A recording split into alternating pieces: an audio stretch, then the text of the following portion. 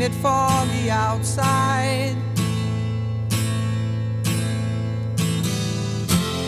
All the planes have been grounded. Ain't the fire inside? Let's all go stand around it. Funny, I've been there, and you've been here. We ain't had no time to drink that beer.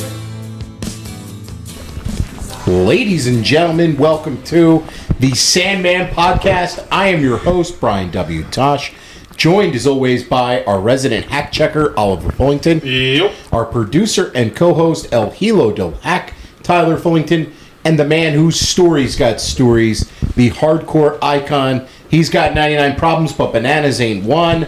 The Sandman Hack. How the hell is it going today? I don't know, dude. You sure you want to start the story with me? I don't know if I paid my dues. Well, I don't know if you have either. I mean, I don't know. I actually heard from Joel Goodhart you didn't set up some chairs back in... Not once, ever. Yeah, I have to add, like, did you ever set up chairs before a show? Only after I was established. Like, one time I showed up, there was a show in Manhattan, and whoever the promoter was, I liked them, but it was on like the third floor, and the ring had just got there, and it's already like 6:30. So I had to get the whole locker room together and get the whole ring up like 3 floors and everything like that. And maybe one other time, but no. Not before. And paying dues, dude. I went to wrestling school for 3 months, and then less than 5 months later, I'm working in Memphis in main events with Jerry Lawler. Okay. It doesn't apply anymore. It doesn't apply anymore. Yeah, because think about it. Like back in the day, there were territories, and remember, this is before everybody had a phone in their hand and everything, and people kept really close lips on what the business was. You know what I mean? Is it real? Isn't it real? And stuff like that. So part of paying your dues is literally like setting up the ring and freaking just keeping your mouth shut and learning and literally sitting in the locker room and not opening your mouth.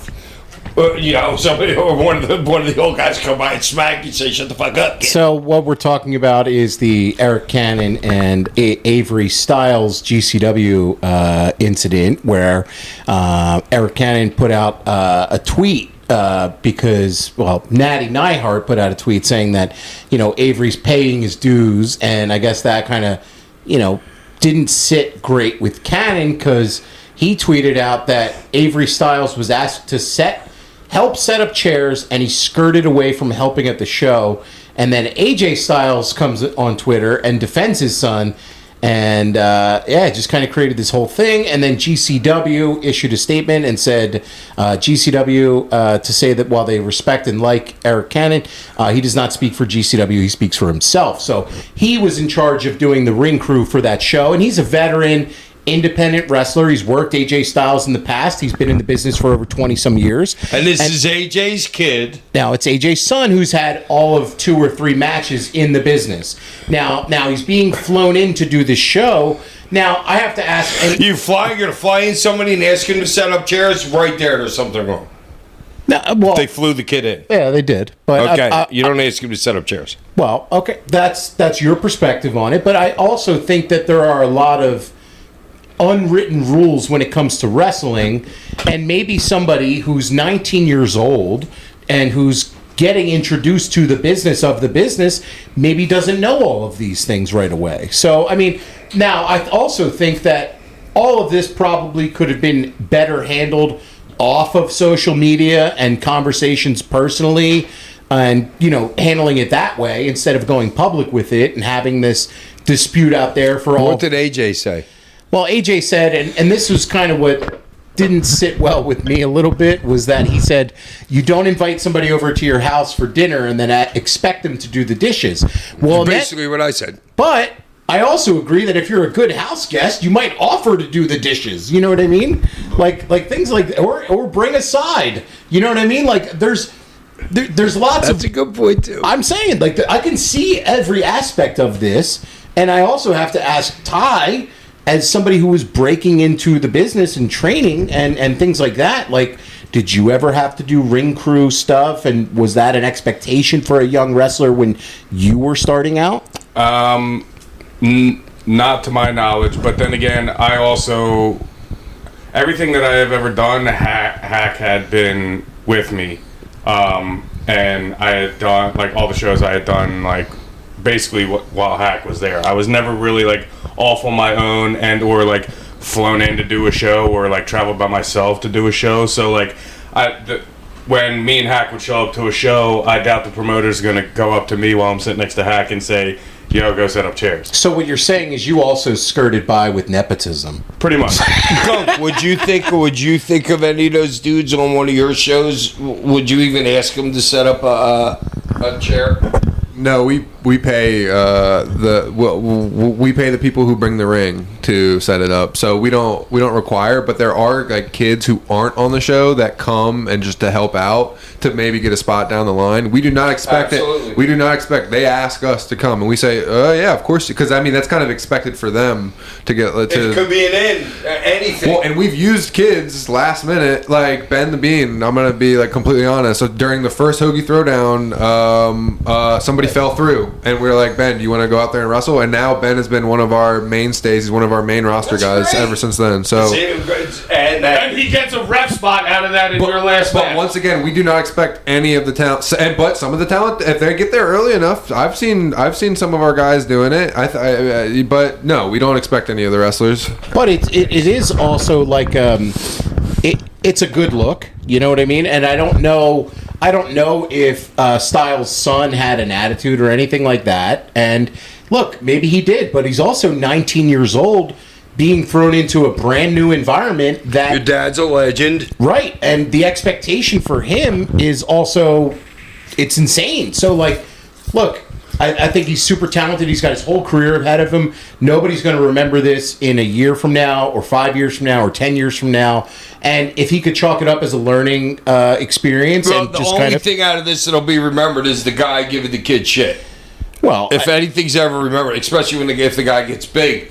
But what did RV do? What did Bischoff say? And what I'm not did sure RVD say? I'm not sure what their takes were on the matter, but everybody's been weighing in over this over the course of the last couple of weeks and stuff, and it's kind of like, you know, it's one of those things where it's like, I mean, I can kind of see all the different aspects of it. You know what I mean? I don't think that there's like this is 100% one way and this is 100% another, but I also agree to the point that if you're being flown in as far as talent goes, like, again, I don't know a lot of these like unwritten rules of wrestling. So like the few times that I've been around, you know, whether it's, you know, PWE shows that Gunk's been putting on or like shows with you, I just try to kind of keep to myself and be very respectful of people because, you know, you're the foreigner, you know what I mean? Like you're the outsider in this environment. So like, I don't want to ever be a bad house guest. You know what I mean? Like, and that's kind of my mentality of being like, I'm not really like, you know, in the business, you know, but I, like, you know, I don't know. It's just a weird thing, and I just like not everything needs to be this social media. Like we're in this social media era where everybody's immediate first reaction is to then go and vent to social media about these problems and stuff. And I also think that with a 19-year-old kid, you know, that's just keep that in house. I think would probably be best. You know, regardless if he was 100% in the wrong, like it's probably best just to not put that Considering out who his father is. well, that's But he knows his dad, he's worked his dad before. You know what I mean? He was working indies with his dad and stuff. So like, Well, how are we sure about that relationship? I don't know. I maybe it's not great now. You know, but I also Or think maybe it like wasn't great at all, and that's why the kid said something. maybe right. You know like what I mean? Yeah, there's a lot of aspects you look at. People have ulterior motives and stuff too. Like but Cannon is somebody who's known as And like this sounds like there's an axe to grind. To me, could be very well an axe to grind with the dad, and using the situation with the kid. Cannon is not known to be one of these people who's Is he like, over at all? well, he is in the Midwest as a name and stuff. Yes, he had a name and a run. How many followers does he have? Can Well, you find out, but please? that I'm sure he doesn't have a great follower count, but he's a known like old. But I'm trying to get to do a little NCI investigation here. But what I'm saying though, Hack, is that he's not the kind of guy that would fly off the hip about something typically. You know what I mean? He's not that kind of guy. So for him to do this, a lot of people think that maybe the kid did have a bit of an attitude. That's all. I mean, look, you know, and I think it is important to have respect to the business and to the industry and also to the people that you're working with. You know what I mean? Like, you want to have trust and respect.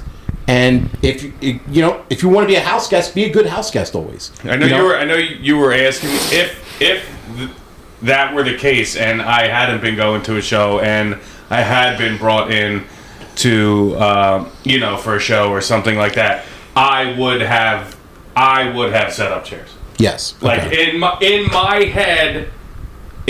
head, being that new, I would think that would be my responsibility. Just saying that in my head. Just the right thing to do. Right. But back in the day, it was 30 years before it was. And it's funny too, like that's just how I would feel. Yeah. Like, I wouldn't sit there and watch other wrestlers do it, and it also matters too. Is it 2:30 in the afternoon and the show starts at 7, and you're asking the kid to set up chairs, or is it 6:45 and the show starts at 7 and you're asking, and doors open at 7 and you're asking the kid to set up a chair? Follow me there? Yeah, I saw one tweet that said like he was hiding in the back vaping, and I love the kid now. And his dad, I love them both. But to me, wrestling is a fucking team effort, and if you're not a good team player, you and the Meanie, great tag team. Well, and it's a business built on respect and paying dues. Right, and I totally agree with that, man. Like, I really do. And I'm not saying... there's one thing I fucking hate in this world is where people are like, that's not my job. And yes, that is absolutely true in some cases, but there's some cases where, like, every job is everybody's job. Just get it done. You know, kind of things like that. And when it comes to things like setting up chairs, somebody on Twitter was sharing pictures of Jimmy Hart from last year setting up chairs at a show, and it's like, fucking awesome. Who the fuck is Jimmy's the best. Who the fuck is paid more dues in this world than Jimmy Hart? And at his age, the fact he'd still be putting up chairs to this day and age, like, I mean, that just speaks to his character. I'm not saying that for you, Sandman, to not set up chairs at a show means that you're a piece of shit or anything. Thank you that we got that clear. Yeah. I was worried Hack was about to go set up some chairs. I mean, the situation. In a way, like, I know, like, he didn't set up the chairs and whatever, but still, in a way, he is kind of paying his dues by at least starting on the indies and not walking right into fucking WWE. But yeah, I know what you're saying. He's trying to learn wrestling in a different way than just because I think he could have just walked into the performance center and just be doing that. I think we all know that if he was. He's doing whatever his dad's telling him to do. Well, probably, but I also think that had he wanted it, or if it had been there, like, look, no matter what, he's gonna get a WWE offer. Whether it's in a month from now or a year from now or 2 years from now, he will get a WWE offer. So, like, look, no, but I respect that he's at least going to work on the indies and not just going. He's not a surprise on NXT or a fucking, you know what I'm saying? No, but a part of it, maybe he's not ready. He's 19. I mean, what's he doing getting paid though, and being flown in? Like I'd like to know the situation. Like, is this kid flown in to do a main event? Is he flown in to be a referee? No. He was working on the show. What, is he main event? No, he wasn't main event. Why is the kid being flown? Like, is the whole thing like? Did he get flown in there just because? Oh, he's AJ Styles' son. Well, he had the clip that went viral, and they had a match. Well, I don't know about the clip that went viral. He worked down in Georgia, and he did a number of spots that, like, you watch it, and it's like, oh my god, it's like it looks exactly like AJ, to the point where he did one spot where he, like, slid underneath the barricade just like AJ did in the match with Abyss, and it's like you can see that he has the motions down of a lot of his dad's moves already. Just wanted to use each one, and that he has this. You know, he's got great potential for sure. Like, anybody, if you watch him, you could be like, yes, this kid absolutely has fantastic wrestling potential. And I think a lot of older wrestlers have decided, for their kids at least, is that maybe it's not best to start within WWE. It's to work outside of the system a bit. I agree. Because if you look at Regal's kid, I mean, he went and worked all over. And same thing with Fit Finley's kid. Fit Finley's kid, I mean, he went and did New Japan stuff. You know what I mean? It's like, so I think they realized that maybe while WWE might be this when you're ready to do that, that's like the finishing school for you. That's like, you know what I mean? But you can also learn a lot from working all these other areas. And again, the kids had less than 5 matches in the business ever. You know what I mean? And it's not fair to judge a 19-year-old. When you're judging a 19-year-old's behavior, I mean, it's just, look, people make... It's a 19-year-old behavior. Right. That's how you have to look at it. You have to frame it in that. Yes. And I know, like, it's early, like you're saying he's only had, like, 5 matches or whatever. But, like, when I see him and, like, when I see, like, how he looks, and if, like, you want to do, like, your dad's moves and stuff, that's fine. But don't, like, carbon copy your dad's gimmick. Like, if I went out there and started wrestling, I'm not coming out with a fucking cane and cracking beer. You need to find your own identity eventually. You know what I mean? That's why I asked. Is he... Oh, AJ Styles. And look... But gimmicks can change on the drop of a dime. You know what I mean? And that doesn't matter. But I'm just saying, like... You might want to think about that because people are going to look at it and be like... And look, it's very possible that he had a bad attitude or something. You know what I mean? That's certainly possible. And like I said, He couldn't have had a bad attitude vaping. You smoke pot, you don't have a bad attitude. Well, I don't know if he smoked pot. Somebody said He's just good. But it might have been a geek bar. I don't know, man. But that's just a wrestling drama. Kid's over with me. That's all I care. He's over with you, Hack. Yep. Okay. That's the Avery Styles. Well, he's AJ's kid. Oh, how's his size? Like taller than his dad? No. Ah, shit. Well, dude, can you imagine if AJ was like 6'3"? Holy AJ shit. wouldn't be AJ. Part of what makes AJ him is the shit that he's capable of. It's a whole different wrestling style. Right, I get that. Yeah. Wow. Yeah, well, that's can you imagine if I was 5'6"? Imagine if you were 5'6". Yeah. You'd be going through the crowd. People would be like, "Where the fuck is he at?" He'd be on his. You would just see a little spray of beer. Yeah, a little spray of beer come up. You'd be on your tippy toes on a chair trying to get seen. Oh, that's Hack funny. would be walking the crowd in stilts. I would like the guy in Banana Ball. I love that dude. A dude that pitches on. Does he pitch? Yeah, he will pitch on stilts. Yeah. This week on the show, we're covering ECW Born to Be Wired. This is an absolute classic match. We couldn't get the whole show here. We weren't able to watch the whole show, but the other matches on the card, I want to run down the card first. This was from August 9th in 1997. You had the opener of the show was Little Guido with Tommy Rich and Tracy Smothers taking on Pablo Marquez. Next up was Mikey Whipwreck defeating Louis Spicoli. Pablo Marquez was Zubaz. Okay. I'm pretty sure. Yeah, you'd love that. Ubaz is Sabu backwards, if you don't know. You had Spike Dudley beating Bam Bam Bigelow. So that was when Spike pulled the Giant Killer off there, beating Bam Bam. That was a huge moment for him. Chris Candido beat Chris Chetty. Shane Douglas took on Lance Storm. That was probably pretty decent. They had 9 minutes there. ECW World Television title match between Taz and Al Snow. They could have had like a good suplex kind of strong style match. Yeah, Al fucking make anybody look good. There was a 6-man tag match with the Dudleys, Big Dick, Bubba, and Devon taking on Axel Balls and Shaw Hackmeyers. All right, Shaw. Shaw making it to a show in 1997. I didn't realize he was working 97 ECW. And then RVD took on Tommy Dreamer right before this main event. So those were the other matches on the show. And this was in 1997.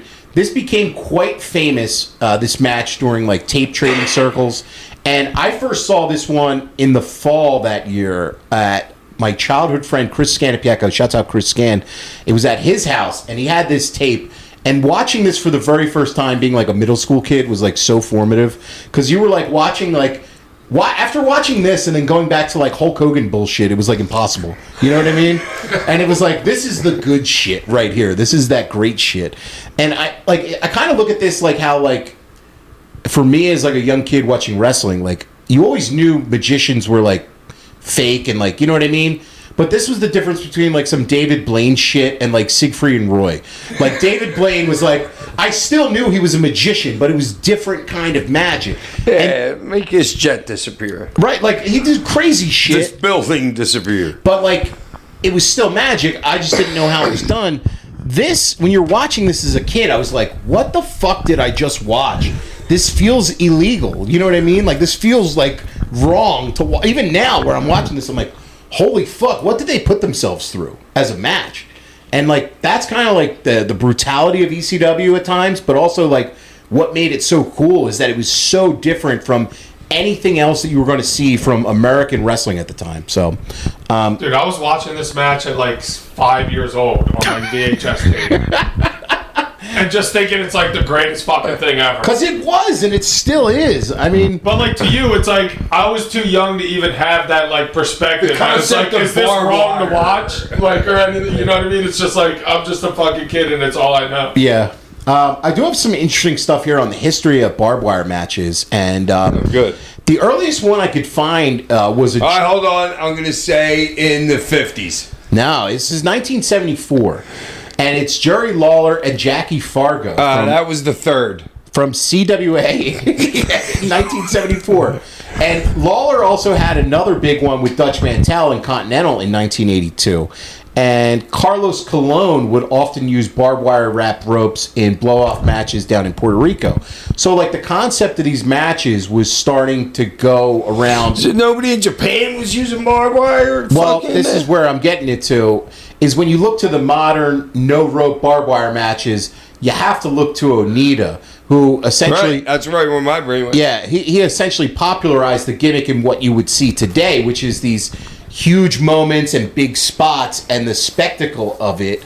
And the exploding ring barbed wire match from 1993 versus Terry Funk with Onita is an absolute must-watch. And I assume that if you're listening to this podcast, you've probably seen that match before. But that, along with Cactus and Terry Funk from IWA Japan in January of 95, and the great Sasuke and Onita from 94, those matches really set the template for what you would see in this match. Now, Hack, you worked 2 barbed wire matches in your ECW career, 2 no-rope barbed wire matches. One was with Cactus down in Fort Lauderdale in July of 95. Any memories Is that what that was? Yeah. Any memories of working that match with Cactus? We still have to do that on the show someday. Yeah, Cactus having like he had like wetsuit like underwear. He had like cut off like I don't know if anybody knows like thick. I don't know. It's hard to explain if you don't know what a wetsuit is. So for a ball spot that we did with him, you know what I mean. I pick him up, I put him on the ball spot. Great, all the collapses a lot of the side. But I got my ideas with Ralphie when I stayed over in Japan, waiting for a payday from the Ibrahim dude.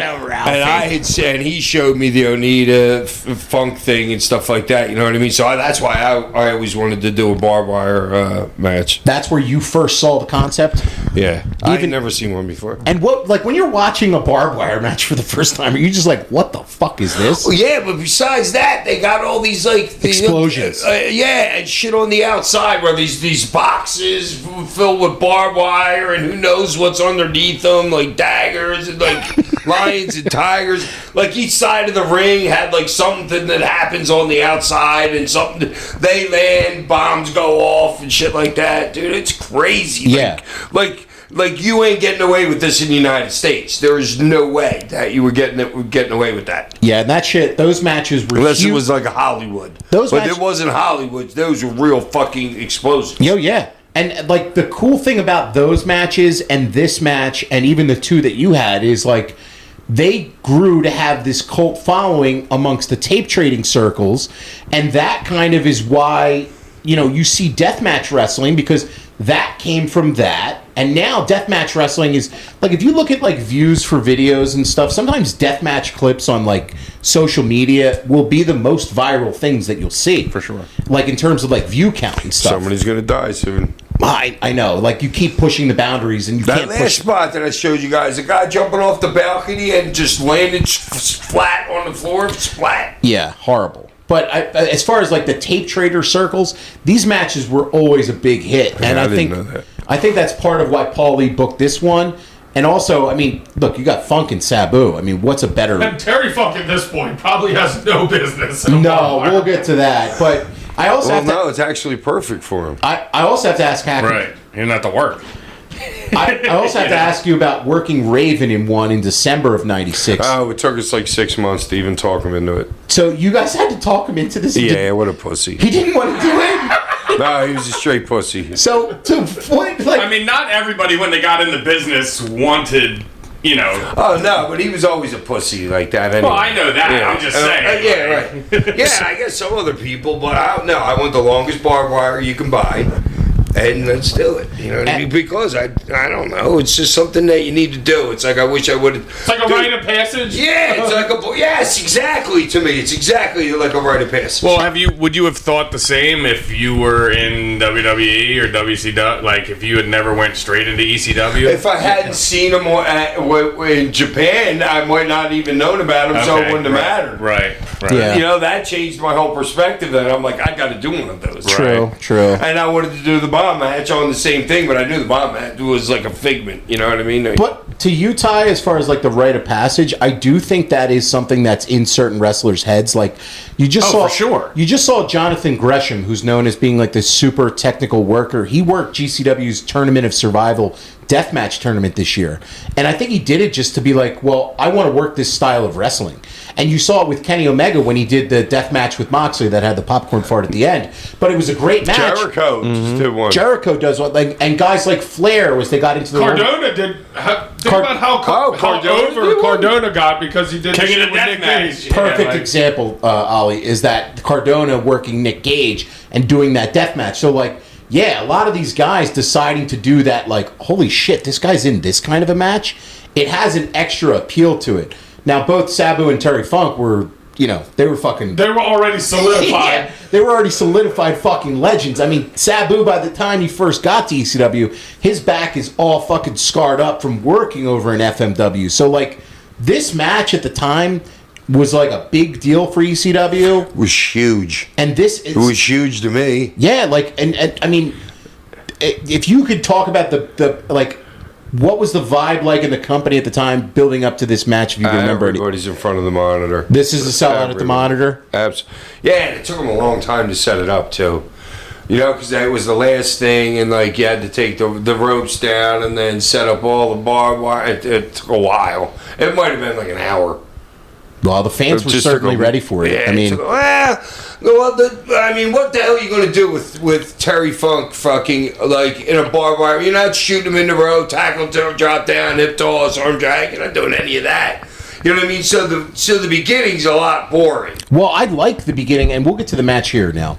So Funk won the ECW title back at Barely Legal from Raven. So he won the three-way match with you and Stevie, and then right after he beats Raven for the belt. Oh, all right. This is all right. So this is how much longer after this? How many months? that was in the spring of '97. This is August of '97. Okay. So it's a couple months later. He's had the belt, and this match just has this huge, big fight feel to it.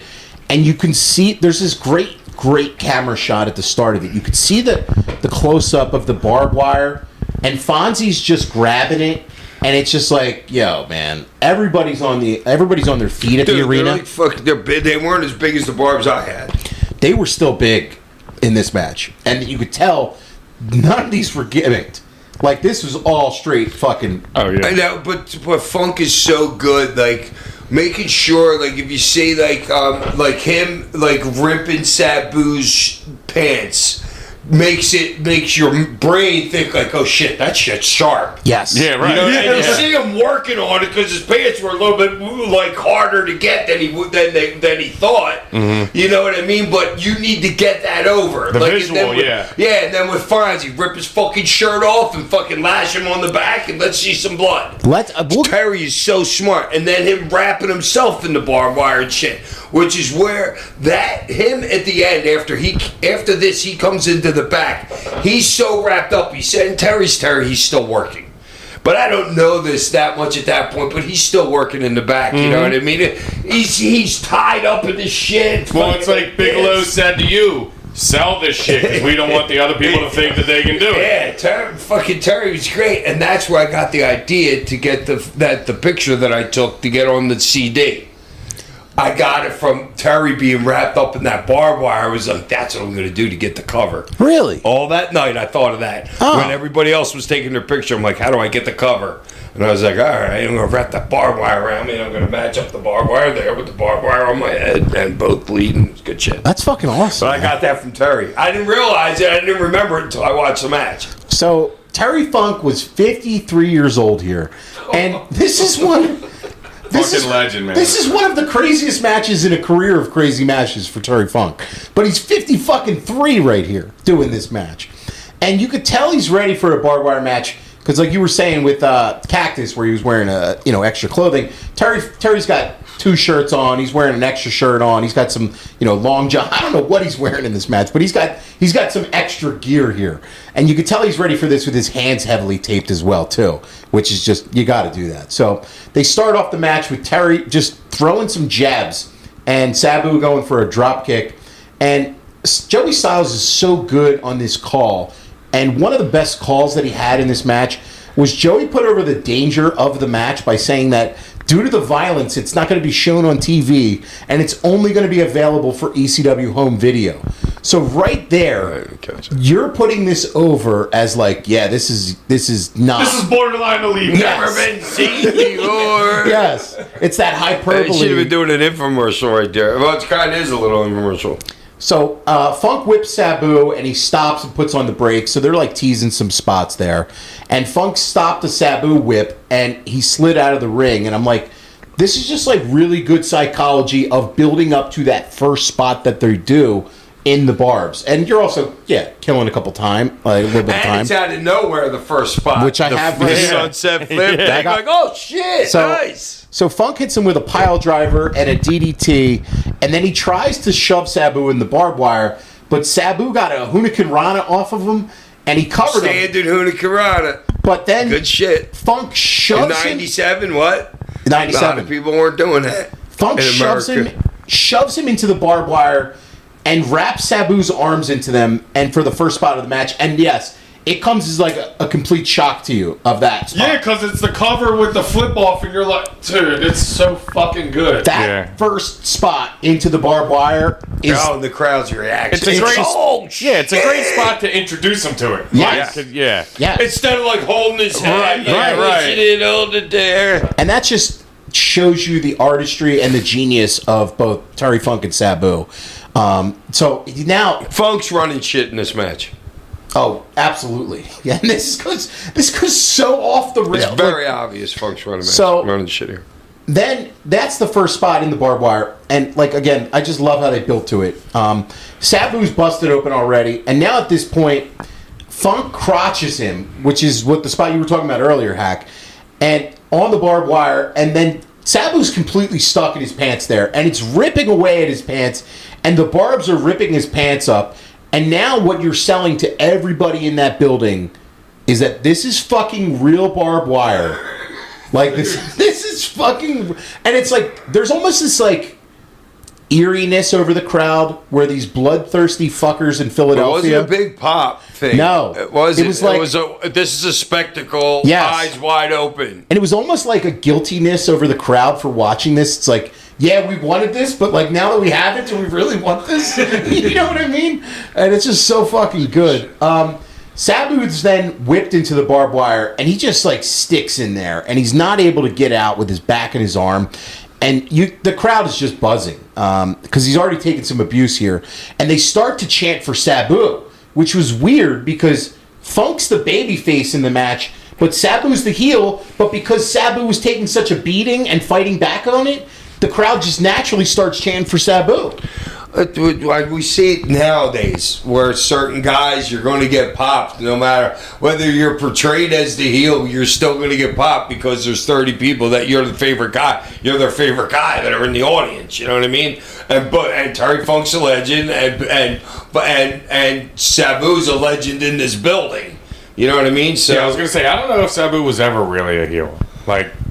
He was, but he wasn't. Right, yeah. That's what he I'm didn't saying. talk. How could he be a heel was if he way didn't more talk? of a heel than Sabu was. No, but everybody, like, even when he was like just like a spectacle and like didn't talk, and he was like just this thing, just the fucking right, this like chaos. Lecter. Right, this chaos. Like people couldn't help but like it, even though he was like this. You can't take your eyes psychotic off bad. Yeah, right. What you gonna do next? Exactly. So now it's time for Funk to take his first bump of the match into their barbed wire. And he gets whipped into the ropes, and he's completely stuck in the ropes. And Sabu has a chair. He's wrapping himself in the rope. He's so good at fucking just the way he like positions his body. It's like he's selling, but he's really like just fucking. I don't know. It's such poetry. It is. That dude. It's like watching him. He's got like his body, and he's kind of like hunched over, and his ass is kind of like hanging out of the barbs a little bit. Yeah. And Sabu's trying to hit him out of this with a chair, but Funk can't get unstuck on his shirt. And again, that just puts over how fucking real this barbed wire is, you know? Right, that in itself is a display of Violence. And, Yeah, right. And Yeah. he's laying the chair shots in. Yeah. So Funk's face is in the barbs, and then Sabu pulls out a spike or some barbed wire. He always had a spike, dude. I think every time I wrestled him, he had a spike in him. Never used it. Can't remember him, which I'm sure he'll pull up something and use it on me. But he would have it because he was trained by the Sheik. He was a heel. If a crowd guy jumped him, he had a spike in his shoe every match. That's so old it school. was like his blankie. Yeah, guy's on a roll today. Wait, so Sabu just raised old school in the business, Always had that spike. and because his uncle, Never leave home without it. the Sheik, would always have a Well, spike in he's his been boot. stabbed a couple times, fucking in audiences. Back in Detroit and Yeah. stuff, and Toronto and everything Yeah, working. that's how it was. Old school fucking teachings. So here you go. You got a spike in your boot, kid. just in case. Not a snake, Just, a spike. just in case. And Joey on commentary has just said, "This is horrible," because he's just kind of Joe. I mean, what can you say? No, I know. I love. There's when, not a lot of, oh my God! but I love when Joey of all people is getting squeamish. Like, motherfucker, you call ECW, Right, dude." but he's like almost like he's like humanizing it. Yes. Like, And you so, know, like so that's a whoever's good point. listening can relate to it. Yes, which is great commentary. Like, he's no just saying longer all a of this like is he's great no shit. longer a commentator, like he's a human. Yes. This You know? has reached a human That's a element great now. point. So Sabu hits an air Sabu with Funk's body into the wire. Was And- that in the corner, that one? Yeah, this is the first. No, that was the one he misses, which we'll get to in a second here. That's So- when he ripped his arm. Yes. So we get a cover and Funk kicked out. And it's not even halfway into this match, and both guys are just an absolute, complete bloody mess. Now, this is that legendary spot in the match, Hack, where Sabu goes for air Sabu again. But Funk moves, and Sabu crashes and burns into the barbed wire, and his arm is just He catches fucked. it on the top turnbuckle. When he goes in, it's the top turnbuckle that gets him and rips his fucking arm like 16 inches or something. So It was gross. It was- I was like, holy shit. It was deep, too. And this is a giant match for him. He's getting the belt, and it's a huge main event of the arena. Go get me some duct tape. Or Is- go get me some tape. is- What the fuck, dude? He's got it. Dude, you're seeing it in flesh. You would have done the same thing. I don't know, dude. It was, I mean, dude, You would it have done was the same brutal. thing in a moment. You'd be like, It was like, oh my God. Instead of going home, right there, you could have gave people 12 minutes of the barbed wire match, got some pictures and video, and been the champ. You know what I mean? No, he's wrestling another 15 minutes in this match. And the craziest thing is, Pee Wee's the ref for this match, right? And that was his boy. Which is his boy, Sabu. Like, you know, because he started like you just said, like in Japan before he even got there. You had a young boy when you were a star in Japan. You always had a young boy. And Pee Wee's there, and you could see him frantically, like he's not selling. He says something to Pee Wee, and then Fonzie, and you could just see Fonzie on the camera He's run. like, are you like telling me that? And Fonzie runs. You could see him run to the back. And Fonzie runs around the ring to get some tape. And Sabu still hasn't moved. Funk's like kind of stalling for some time. Yes, Funk's totally stalling right here. And then he brings some tape to him. And this is like just so insane to me. While Sabu is literally taping closed the gash on his bicep, Terry's bubbling him. Terry's Like, give pummeling- him a second, Terry. So No, but I think that's like the genius. I think that's like the genius in Terry, though. You know what I'm saying? He's Like, trying to fucking fix like, his wound. You're beating on him. right? You know, I feel like that's more of like the genius in Terry than because it's not like he doesn't know. Yeah, You know what I'm saying? So Sabu's taping the the giant gash in his bicep, and Funk hits him with a neck breaker while he has the chairs there. Sabu is frantically... Next 5 minutes, he's still wrapping his arm. He had like 3 rolls around there by the end. Yeah, it's insane. I mean, it was crazy, dude. It was crazy. So, dude, this was crazy. You gotta understand. I think this is crazy, and I'm watching this and there, dude. This was insane. yes, this is insane. Sabu is still taping up his arm, and you just hear Funk say, "I don't give a shit." And it's like, I don't know if that's a work or a shoot, man. Like, honestly, I that's don't give a shit. He's Terry fucking Funk. So Funk screams, and he throws some live rounds at Sabu. Hack, you've said this before about Terry Funk. Oh, wow. Those fucking oh, my God. Do not... You can't duck your head. If you duck your head against Terry, forget it. He will windmill and beat the shit out of you. He caught him with 2. The one right to the face, the one right hand to the face. I'm like, oh, shit. So Funk is still stalling. And you see Sabu just... See, when you get hit like that, you can't sell. Because you got hit so hard. You know what I mean? Like, what the fuck? Yeah, he just dropped to his knee. It was the best shot of the fight. It was the hardest thing of the whole match. Yeah. But he couldn't sell it because fucking he beat the fuck out of him. So Funk is still stalling for a bit, and he beats the shit out of Fonzie. And Fonzie is now buying some time for Sabu to tape it up more. And Fonzie, he just rips his shirt off, like you said, which just gives a great visual. Fonzie's role in this match is so underrated too, man, where it's like, oh my God. Fonzie just takes some barbed wire across his back, and Fonzie is selling, but he's not selling because I'm sure it fucking hurt.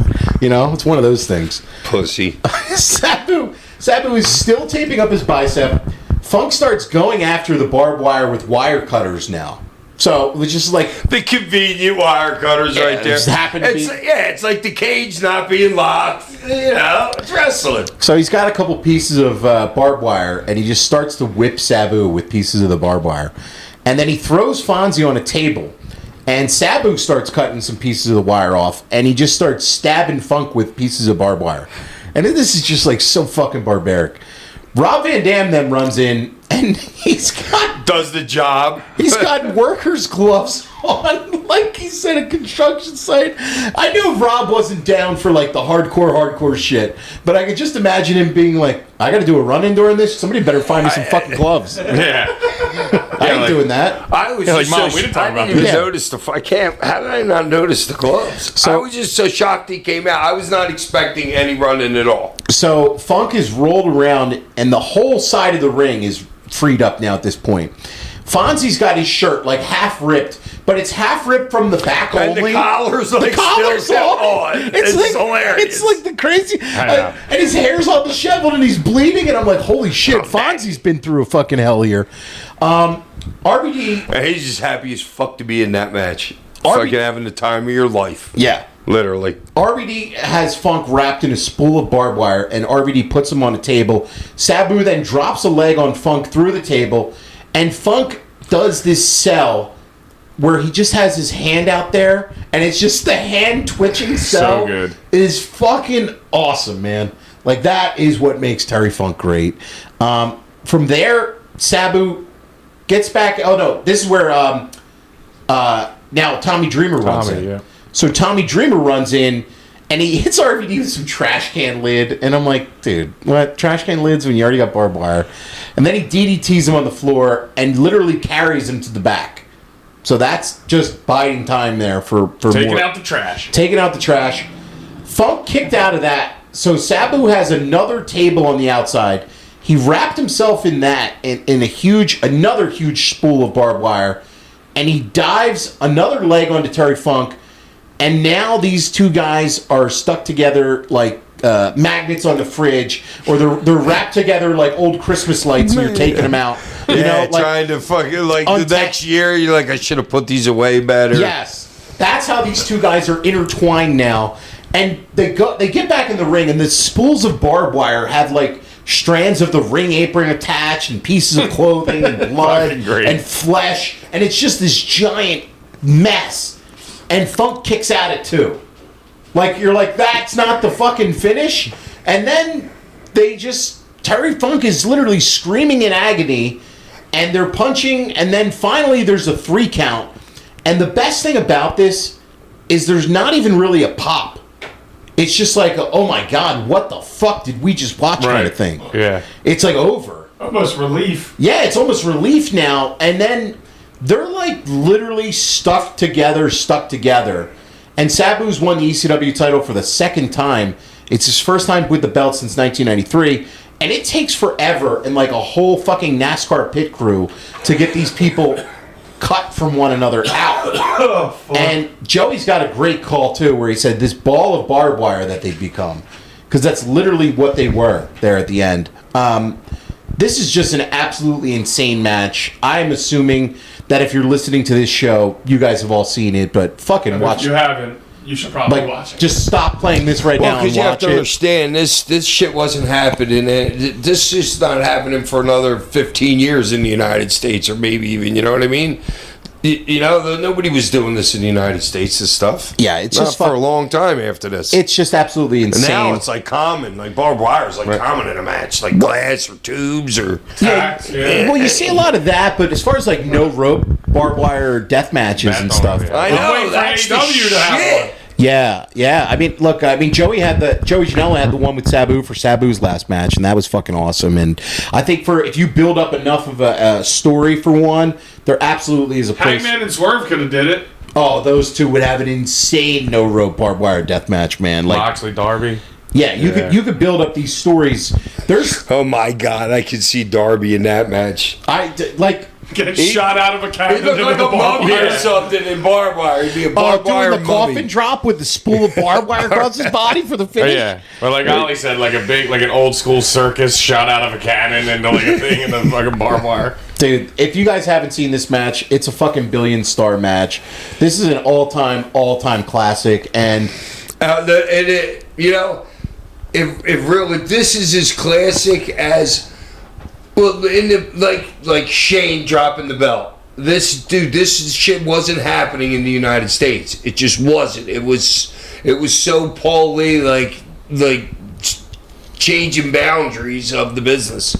yeah, I mean, it truly was, and yeah, I mean, this is a full fiver for me. Ollie, what do you give this match? Oh, I'll give it a 5 for sure, just for the spectacle of it all, and especially for 1997. Yeah, Yeah, it's crazy. yeah, Hack. 1,000. 1,000? Yeah, that's the first 1,000-star match in the show, I think, ever. It deserves it. It deserves it for the fucking sanity in this one. Ty, what do you give this one, man? Yeah, that's 5s on the board. Yeah. I mean, legendary. Legendary shit there. You guys got to let us know what you think about watching this one in 2026. Next week on the show, AEW All In 2026 from Wembley Stadium. Can't wait for this one. That card looks fucking really good. So Yeah, it is. It's shaping up nice. That card is What stacked, is this? man. Another 6-hour freaking show coming? This is their It's biggest show every of the time, year, Hack. Hack. It's It's going to be never 5 new. hours, and it's going to be insane. Get ready. Yeah, just drink a lot of coffee that day, because we're going to try to record after that show. So, Housekeeping! ECW Wrestling Day, Sunday, September 27th. $250 super combo. You get the chance to meet everyone on this list. Francine, Shane Douglas, Missy Hyatt, Gary Wolf, my boy, Jason, Jim Molyneux, Super Crazy, Al Snow, Todd Gordon, and the Sandman. Mid-Island Collectibles, Hicksville, New York, from 1 to 4 p.m. 360 Bags, please give him a follow. Check out his big cartel for any of his insane Instagram artwork. You guys can purchase anything from him. Check out his work at 360 Bags. He truly is the man. Make sure you check out Reactions with Hack and the Gunk.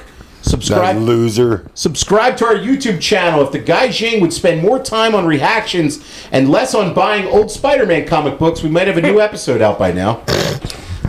Pro Wrestling Entertainment. PWE is back with the second annual Hoagie Throwdown, Sunday, September 27th. Live pro wrestling from PWE and Hoagies from the best of the best in and around Philadelphia. This is a can't-miss event in conjunction with the Delicious City podcast. Can't wait for this show.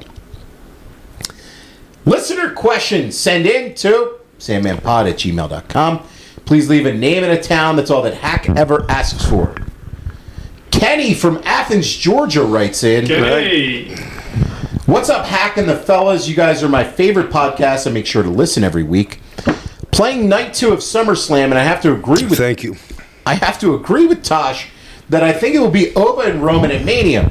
Hack being a big Oh cast. my god, this setup fucking mail call again? I never worked the question. Yes! Kenny, I appreciate you agreeing with me, but This is the guy from Cunthorpe, fucking England, isn't Scunthorpe. it? Yeah, Scunthorpe. him too. no. He said Hack being a big cast mark is one of my favorite parts of the show. Oh my god, I'm not a cast mark. I know, I kind of am. He's a good kid.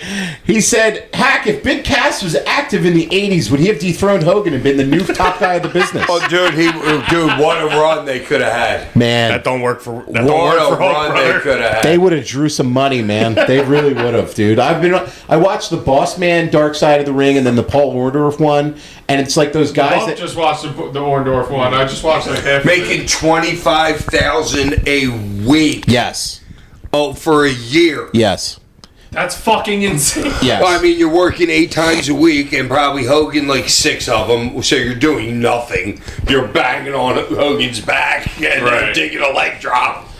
but 25 G's a week back in mid 80s. Big Cass? That's crazy. Big Cass would have drew some money with the Hulkster, for sure. You know, he would have done the circuit with them. Kevin from Dayton, Ohio writes in, what's up, boys? You often talk about this on the show, but does face heel exist or matter in 2026 wrestling? WWE has seemingly abandoned all concepts of this. Roman is a heel in any action he does, yet he's a face. And then that brings me to Punk Owens feud. They've been cutting some good promos against each other, but I can't help but view Punk as the heel here. What is going on, and why has modern wrestling abandoned this completely? Face-heel structure is a staple of wrestling, and that allows for simplistic but concise stories. This gray area, everything just comes across as people whining and being unlikable. I'm supposed to like you more because you landed a sick burn on somebody.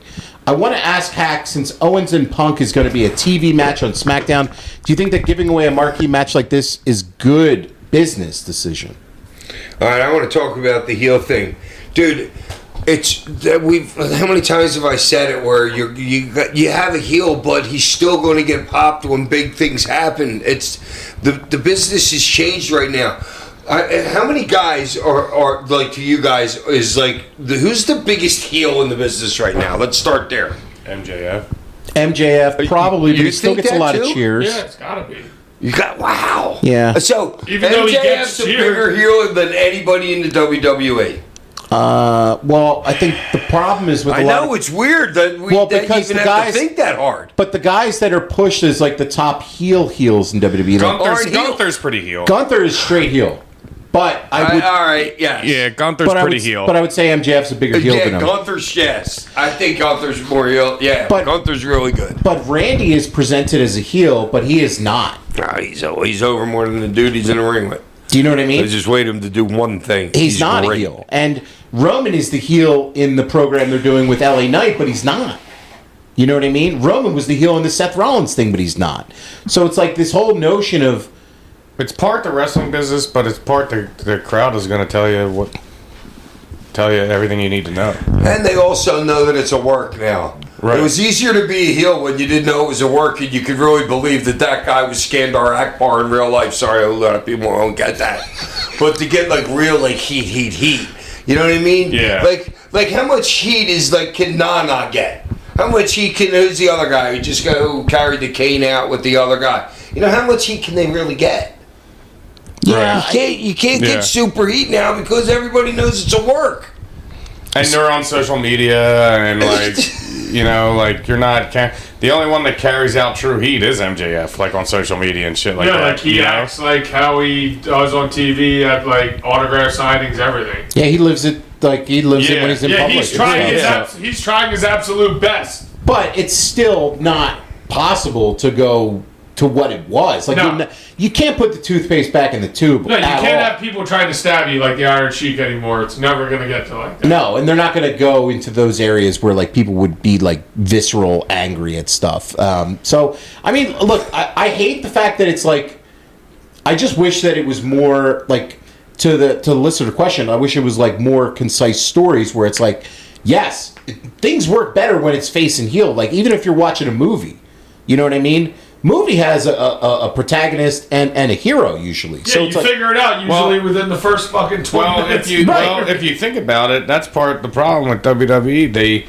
They have their top 5, 6 main guys that they don't ever interchange. But if you introduced somebody like a young heel or whatever, might get a more truer reaction than if you have the same 6 guys rotating the same 6 guys in your main event matches all the time. If that makes sense. You're like, oh, you're like, just the heel now just because you have to be. right, just because you're going against like Cody. Yeah, you know what I'm saying? Like, okay, now like you're supposed to heel, but it's like, dude, you were just a baby 3 weeks ago. You know, like. And another thing is when a lot of these guys get up when it's like this, it's like a heel baby, but they shake afterwards. You can't have that. You can't have a big heel. How can you have a heel versus a baby and then they respect and shake afterwards? That takes away from Yeah, like I it think a little bit. WWE wants all of their top people that they're gonna push to be liked, in some sense or another. Merchandise. You know, right? Exactly. Like that means money. Like so, in that sense, like how can you really have a true heel? You know, like you. Yes. How are you supposed to have a heel merchandise like? but I also you know? think like I don't know. And it's not just WWE; it's AEW too. I don't see people in AEW rocking MJF shirts. They sell some merch. I mean, yeah. I'd like to know what scarves I really more than like to any- know the what scarves they are. more than anything. Oh yeah, you're right. It is the scarves. There's tons of scarves. You're right. It's really the scarves Yeah, more than anything. yeah. It's not the T-shirt with him. But I think as far as like just storytelling, And that's like a pompous prick thing. Yeah. Like getting a scarf. yeah, it is. That's It's So such a- much easier to pack than a T-shirt. You know what I mean? It's just 10 times easier. I just like it is easier to tell wrestling stories if there's a face and heel. And I think it's fine to have sometimes where, like, yeah, you just let the crowd figure it out, like, you figure your character out. But then, to the listener's point, too, about, like, the sick burns and stuff, it's like, you sent that Grayson Waller interview back in NXT that he did a couple weeks ago, and it was, like, it was really passionate. He was, like, talking his shit. And it's like, well, am I supposed to think you're a heel or a face here with this? You know what I mean? Yeah. It's like CM Punk dresses down Kevin Owens, but then Kevin Owens tells us, none of my friends in the business like you.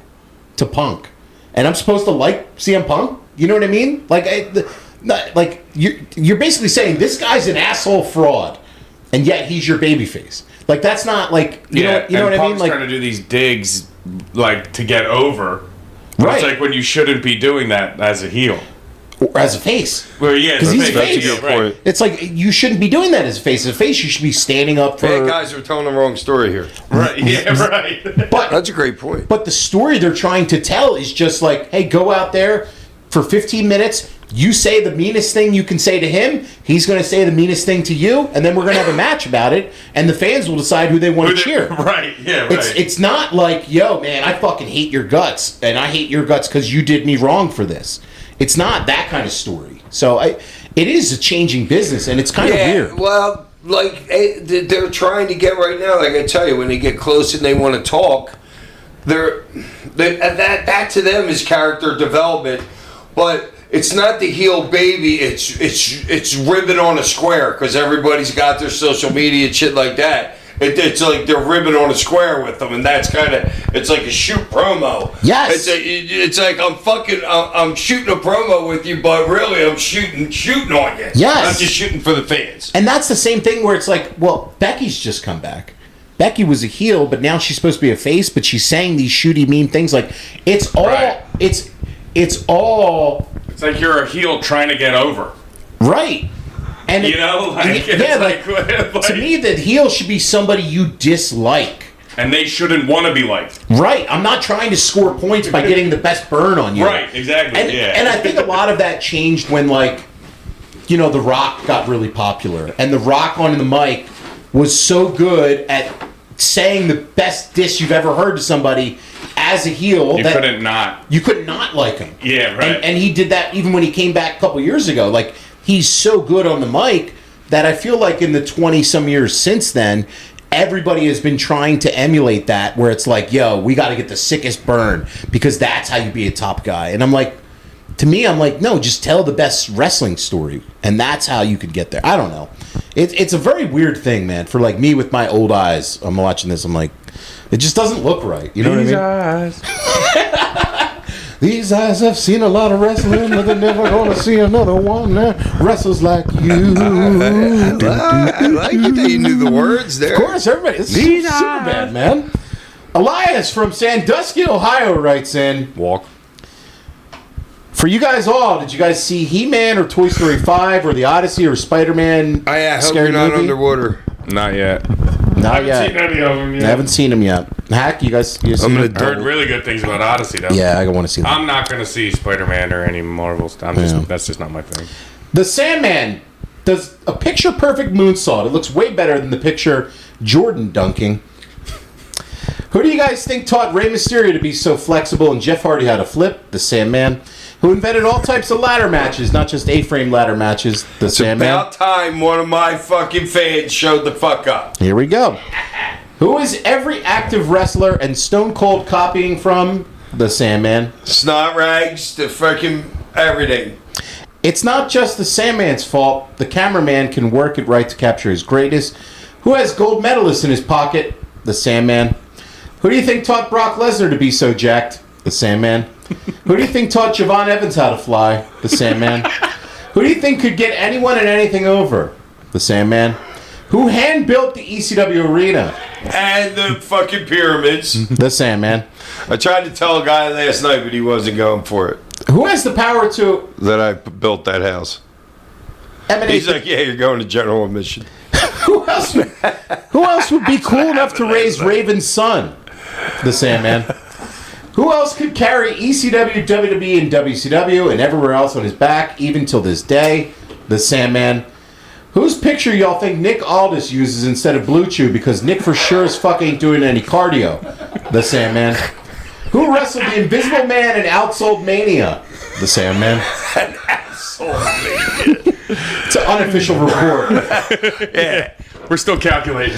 Why the Sandman the best ever? The best ever will be the best there ever was.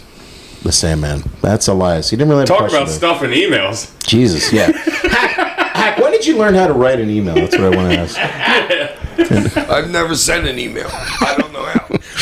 Yeah, plausible deniability. There you I go. don't know how to send an email. Here we go, guys. What the fuck? I don't know how to do that. Heart Attack Rick writes in. Oh, shit. Konnichiwa to the Helen of Coke. The Maximus of ye year 1996. Ye old little squirtle of Yeovil. The Gaijin court jester with ye funky hair. And ye extremely enormous 5 silver piece swine. What's up, cucks?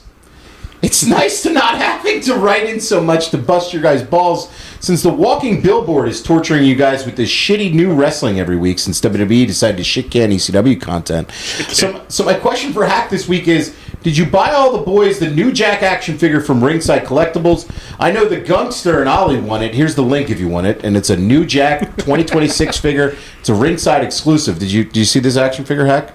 No, I haven't looked at it. But that's got I Gump knew written all they over were it. making one of them. It's pretty cool. He's got a fucking... Yeah, it's got I Gump just written all hope over somebody's it. making money on it that's from his family. Yeah, I hope New Jack's family's getting a piece of that in the video game and everything. It's cool that WWE includes him in that kind of stuff. So, shouts out to New Jack and shouts out to you, Heart Attack Rick. Next week on the show, AEW All In. But before we go, Hack, the Cane of the Week or the Toast of the Week? Me. Well, Kendra. Kendra. Hey, Kendra West. Peace.